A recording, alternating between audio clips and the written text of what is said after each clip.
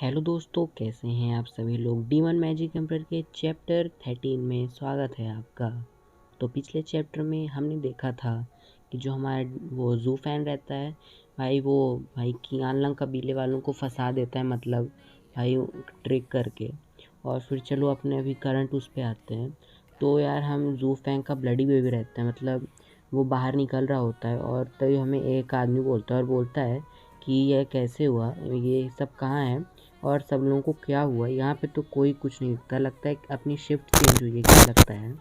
और फिर उसके बाद भाई उसको पीछे से भाई कुछ महसूस होता है। अरे भाई स्टिक लेकर बोलता है जल्दी से यहाँ से चले जाओ। ये ये बताऊँ सीन था, ये था ये उस फैमिली के घर का, क्या नाम था उसका, काई फैमिली के घर का। और वो बोलता है कि कैसे हो सकता है। तो काई फैमिली रेजिस्टेंस मतलब उनका घर है। यहाँ किसकी हिम्मत होगी काई फैमिली के यहाँ पे आने की। और तभी भाई जू फैन का ब्लडी बेबी भाई आता है यार, उसको भाई अटैक कर देता है और भाई उसको मार डालता है। और वो बोलता है, जू फैंग बोलता है ये 50% 50 ये 15th नंबर था। और तभी जू फैन बोलता है कि अगर मैं इसी तरह सबको मारूंगा तो मैं उनसे सोल पावर चुरा सकता हूँ और मैं और ज़्यादा पावरफुल बनूंगा और मुझे काफ़ी ज़्यादा और ब्लड और की चाहिए हील होने के लिए। और तभी भाई वो नोटिस करता है कि भाई वो जो उसका ब्लडी बेबी रहता है और बोलता सेंस करता है कि यहाँ पे सबसे ज़्यादा की का प्रेशर है। और तभी जू फैंग बोलता है एक मास्टर डेविल कल्टीवेटर का बेसिकली ये मतलब है, जो भाई डेविल कल्टीवेटर जो कि भाई मास्टर हो, मतलब डेविल कल्टीवेटर मैं आपको फिर से बता देता हूँ। एक कल्टीवेटर भाई जो डेविल कल्टीवेटर के रास्ते में चलता है, किसी को ही मार देगा वो और कुछ भी कर सकता है। मतलब इनमें शर्म नाम की चीज़ नहीं होती, मतलब ये किसी को भी मार सकते हैं अगर इनके रास्ते में कोई आए तो मतलब उसका मास्टर होता है। मतलब जो लोगों को डेविल कल्टीवेटर बनने की ट्रेनिंग देता है उसको मास्टर कल्टीवेटर बोलते हैं। और उसकी की काफ़ी ज़्यादा पावरफुल होती है। और तभी जूफैम बोलता है क्या यहाँ पे कोई मास्टर भी है। और तभी हमें एक मतलब रेजिडेंस का सीन दिखाया जाता है जहाँ पे भाई काफ़ी सारे एल्डर्स लोग खड़े होते हैं। और जूफैम बोलता है कि इतने सारे गार्ड्स कैसे यहाँ पे, लगता है कुछ यहाँ पे इंटरेस्टिंग होने वाला है। और तभी हमें सीन दिखाया जाता है, एल्डर जेन को ही बोलता है, मतलब ये कैई फैमिली के भाई ये जो यंग मास्टर के फादर हैं वो बोलते हैं मिस्टर एल्डर जेन, आप लोग हम जानते हैं कि आपकी जो सन जियाजू है वो आपकी रिलेटिव है, यहाँ पे एक प्रॉब्लम हो गई है। और तभी भाई एल्डर बोलते हैं कि मैं पहले से ही जानता था, मेरा एक डिसाइपल कियानलंग कबीले के द्वारों से मारा गया है। और तभी वो बोलते हैं कि नहीं, ये लू फैमिली के द्वारा मारा गया है, लू फैमिली वालों ने उनको मारा है। और तभी एल्डर जिन बोलते हैं कि ये लू फैमिली की इतनी हिम्मत नहीं होगी करने, क्योंकि वो एक बहुत छोटी फैमिली है। और तभी वो बोलते हैं कि योमिंग वैली और कियानलंग कबीले की काफ़ी पुरानी फाइट चल रही थी और ये लोग हमेशा ही एक दूसरे के ऊपर करते हैं, क्योंकि ये 7 बड़ी फैमिली है और कभी भी इनके बीच सुझाव नहीं हुआ है और ये दोनों लड़ते रहते हैं। तो अब जबकि मेरे पास एक मौका आ गया है, तो इन्होंने मेरे डिसाइपल को मारा है, जिसकी वजह से अब मैं भी इन लोगों को मारूंगा। फिर भाई वो हंसते और बोलते हैं कि चलो अब मेरे को एक मौका मिल गया। बेसिकली यहाँ पे इन लोगों के मतलब फैमिली के बीच फाइट चलती रहती है, मतलब कभी भी ऐसा नहीं रहता कि भाई सब शॉर्ट हो जाता है। बेसिकली ये दोनों फैमिली एक दूसरे से लड़ती हैं, क्योंकि ये 7 इंपीरियल फैमिली से में एक है और काफ़ी पुरानी फाइट चलती है इनकी। और तभी उसके आगे ये भाई जू फैन सुन लेता है और बोलता है कि चलो अब अच्छा हुआ कि मैंने इन दोनों को भड़का दिया है, अब मैं इन लोगों का फ़ायदा उठाऊंगा। और तभी एल्डर जेन बोलते हैं कि चलो अच्छी बात है, अब ये हमारे पास एक मौका है, अब मैं अपने आप को शो करूँगा। और तभी वो शौक हो जाते हैं और बोलते हैं कि आप क्या एक बड़ी युद्ध शुरू करने जा रहे हैं। और तभी वो बोलते हैं कि हम काई फैमिली वाले कैसे ऑफेंड कर सकते हैं। और तभी एल्डर जेन बोलते हैं कि तुम क्या करो कि लू फैमिली के ऊपर अटैक करो, जिसकी वजह से कियानलंग कबीले वाले आएंगे और उनके ऊपर हम अटैक करेंगे, मतलब तुम कियानलंग मतलब लू फैमिली के ऊपर तुम अटैक करोगे तो कियानलंग कबीले उनको प्रोटेक्ट करेंगे। और जैसे ही भाई कियानलंग कबीले का भाई नाम सुन लेते हैं वो बोलते हैं कि हम ऐसा नहीं कर सकते, हम एक छोटी फैमिली है। और तो भाई वो बोलते हैं कि अगर तुम उनको ऑफेंड नहीं करोगे तो हमको ऑफेंड कर दो, मतलब हमसे पंगा ले लोगे। और लू फैमिली बहुत छोटी फैमिली है और जैसे ही वो लोग कुछ करेंगे हम वहाँ पे रहेंगे।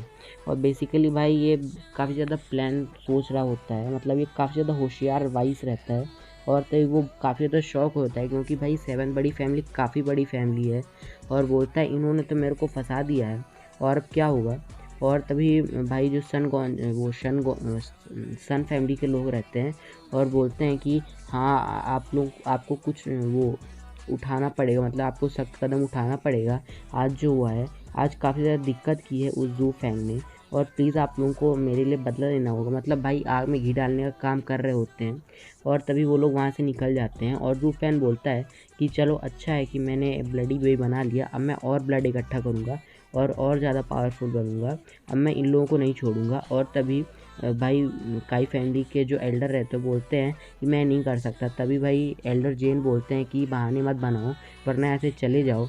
और तभी भाई वो जो काई फैमिली के भाई एल्डर रहते हैं बोलते हैं कि सन फैमिली वाले भी तो हैं और उनको भी क्यों नहीं ले लेते हैं। मतलब बेसिकली भाई अपना जो सर के ऊपर बोझ था वो दूसरे के ऊपर डाल रहे थे।